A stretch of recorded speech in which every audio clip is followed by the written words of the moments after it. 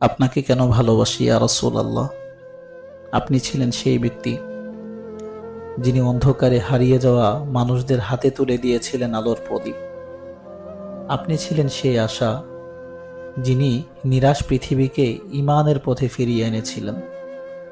আপনার দুনিয়াতে আগমন ছিল আল্লাহর রহমতের সবচেয়ে বড় নিদর্শন। আপনার জন্মের আলোয় মুছে গিয়েছিল হাজার বছরের অন্ধকার। ইয়া রাসূলুল্লাহ, আমি আপনাকে দেখিনি, তবু আপনার নাম শুনলেই বুক কেঁপে ওঠে, চোখ ভিজে যায়, হৃদয় কেঁদে ওঠে।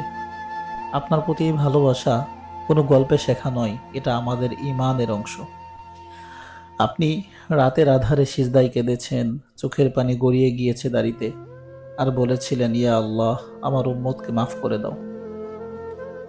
আপনি কষ্ট সহ্য করেছেন, পাথর ছোড়া হয়েছে, গালি দেওয়া হয়েছে, ক্ষুধার্ত থেকেছেন, কিন্তু কখনো নিজের জন্য বদলা চাননি, বরং বলেছিলেন, হে আল্লাহ, এরা জানে না, এদের ক্ষমা করে দাও।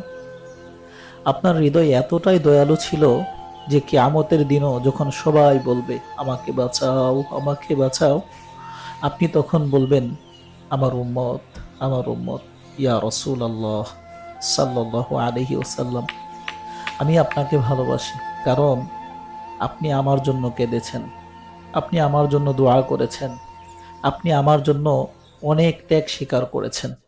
আমার একটাই স্বপ্ন, জান্নাতে গিয়ে আপনার চরণে সালাম দিতে চাই, আপনার দিকে একবার তাকাতে চাই, আপনার হাসি দেখতে চাই, আর বলতে চাই, ইয়া রাসূলুল্লাহ, আমি আপনাকে ভালোবাসি, আজ, কাল আর কিয়ামত পর্যন্ত।